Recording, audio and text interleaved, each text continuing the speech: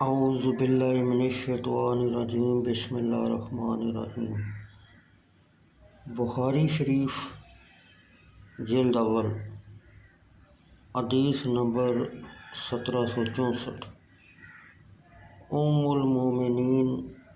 سیدہ عائشہ رضی اللہ تعالیٰ عنہ سے روایت ہے، انہوں نے کہا جب رسول اللہ صلی اللہ علیہ وسلم تاریخ اسلام کے پہلے سال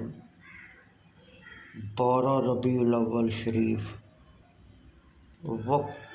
وقت زوال سے کچھ پہلے مدینہ شریف تشریف لائے تو حضرت ابو بکر صدیق رضی اللہ تعالیٰ عنہ اور حضرت بلال رضی اللہ تعالیٰ عنہ دونوں بخار کی بیماری میں مبتلا ہو گئے، اور حضرت ابو بکر صدیق رضی اللہ تعالیٰ عنہ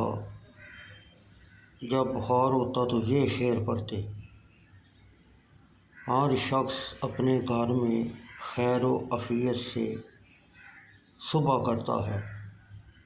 حالانکہ موت اس کی جوتی کے تسمہ سے زیادہ قریب ہے۔ اور حضرت بلال رضی اللہ تعالیٰ عنہ جب ان کا بخار اتر جاتا تو اپنی آواز بلند کرتے ہوئے یہ شعر پڑھتے: کاش میں وادی مکہ میں ایک رات رہتا اور میرے گرد اذخر اور جلیل گھاس کی قسمیں گھاس ہوتے، کاش میں ایک دن مجنہ مضر ان کی ایک جانب مکہ سے چند میل کے فاصلے پر عکاظ کے نزدیک ایک پانی کا پانی پی لیتا، کاش میرے سامنے شامہ اور طافیل ظاہر ہوتے۔ طافیل حدود عرشی میں ایک بلند پہاڑ ہے اور شامہ مجنہ کے پاس ایک پہاڑ ہے۔ نبی اکرم صلی اللہ علیہ وسلم نے فرمایا: اے اللہ،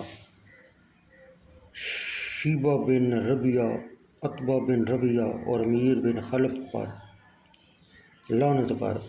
جس طرح انہوں نے ہم کو زمین وطن سے وبا کی زمین کی طرف نکال دیا۔ پھر رسول اللہ صلی اللہ علیہ وسلم نے فرمایا: اے اللہ، ہمارے دلوں میں مدینہ منورہ کی ایسی محبت پیدا فرما جس طرح مکہ معظمہ سے ہماری محبت ہے، یا اس سے بھی زیادہ۔ اے اللہ، ہمارے سا اور مد میں برکت فرما اور مدینہ منورہ کی آب و ہوا ہمارے لیے درست فرما، اور مدینہ منورہ کے بخار کو حجفہ کی طرف منتقل کر دے۔